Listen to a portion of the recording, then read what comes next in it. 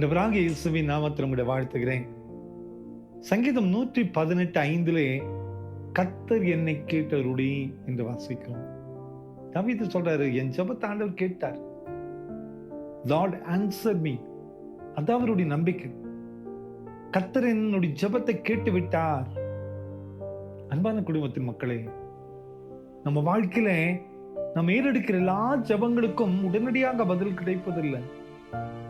ஆனால் நிச்சயமாய் நம் ஜெபத்திற்கு ஆண்டவர் பதிலை வைத்திருக்கிறார். நம்ம விதைக்கிறதா நம்மளுடைய வேலை, விளையச் செய்வது நம் ஆண்டவர். ஆனால் எந்த ஒரு விதையும் நிலத்துல வெறுமனே போவதில்லை. அது முளைக்கும், அது கனி கொடுக்கும்.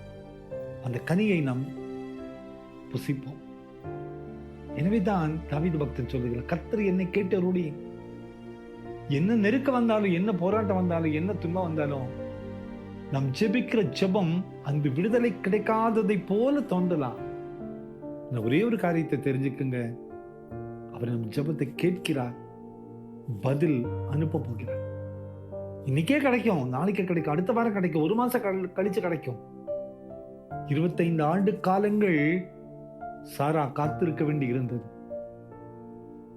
30 ஆண்டு காலங்கள் யோசேப்பு உயர்த்தப்பட காக்க வேண்டி இருந்தது. 13 ஆண்டு காலங்கள் மிகப்பெரிய போராட்டங்களை யோசேப்பு சந்திக்க வேண்டி இருந்தது. ஆனால் அவன் பண்ண ஜெபம் ஒவ்வொன்றுக்கும் ஆண்டவர் பதில் கொடுத்தார். 30 ஆண்டுகளுக்கு முன்பதாக அவன் கண்ட அந்த தரிசனத்தை நிறைவேற்றுகிறார். நம் ஆண்டவர் அப்படிப்பட்ட ஆண்டவர் தான். அவரை நம்பின பிள்ளைகளை ஒருபோதும் கைவிடுகிற ஆண்டவர் அல்ல. இன்னைக்கும் நம்ம ஜெபிக்கும் போது ஜெபத்தை ஆண்டவர் கேட்கலன்னு சொல்லி சோர்ந்திருக்கிறீங்களா? கவலைப்படாதீங்க, நம்ம ஜெபத்துக்கு பதில் உண்டு. பதில் நிச்சயமாய் நம்மை தேடி வரும். அந்த ஜெபம் நம்மை தேடி வருகின்ற பொழுது நம் ஆண்டவர் நம் மீது எத்தனை அக்கறை உள்ளவர் என்பதை அறிந்து கொள்ள முடியும். அவர் வாக்கு தத்தங்களை தந்து விட்டார் என்றால் அந்த வாக்குகள் மாறவே மாறாது. அது நிறைவேற்றி முடிக்கின்றவரை ஆண்டவர் ஓய்ந்திருக்காத ஆண்டவர். பைபிள் அதான் வாசிக்கிறோம், ஏறெடுத்த எந்த ஒரு ஜெபமும் வெறுமனே போன ஜெபம் அல்ல. அன்பான குடும்பத்தின் மக்களே, அதிகமாக ஜெபிப்போம். என் ஜெபத்தை ஆண்டவர் கேட்டுட்டாரு என்ற நம்பிக்கையோடு இருப்போம். நாம் பண்ணின ஜெபம் நிச்சயமாய் ஒரு நாள் பதில் கொண்டு வரும் என்று விசுவாசிப்போம். அந்த ஜெபத்திற்கு நிச்சயமாய் ஆண்டவர் மிகப்பெரிய அற்புதங்களை நம் வாழ்க்கையில செய்வார். சொந்து போயிட்டீங்களா? சொந்து போகாதீங்க. ஆண்டவரையே நம்பி இருப்போம். கவலைப்படாதீங்க.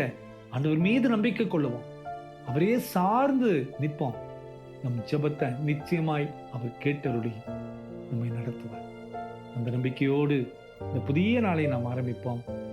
நாம் பண்ணின ஜெபம், பண்ணி கொண்டிருக்கிற ஜெபம் எல்லாவற்றுக்கும் ஏற்ற நேரத்தில் ஆண்டவர் பதிலை கொண்டு வர போகிறார். ஜெபம் இல்லாமா? அன்பின் ஆண்டவரே, இந்த காலை நேரத்திலே கர்த்தரின் ஜெபத்தை கேட்டருளி என்று வாசிக்கிறோமேப்பா. எங்க ஜெபம் ஒரு நாள் வீணா போகாதப்பா. உங்களுடைய சமூகத்திலே காத்திருக்கிற நேரங்கள் ஏறு பெற்றது என்று அறிந்தமை துதிக்கிறோம். ஒரு நாளும் அந்த நேரங்கள் வெறுமனே போகவே போகாதப்பா. அற்புதங்களை காண கிருபை செய்வீர் நம்புகிறோம்.